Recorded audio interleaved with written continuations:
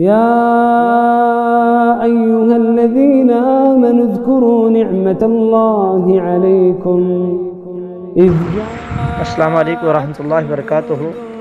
ये सवाल है जी, क्या टीवी पर ड्रामा देखने से गुनाह होता है? ज़ाहिर है गुनाह होता है, ड्रामा तो है ही ड्रामा है।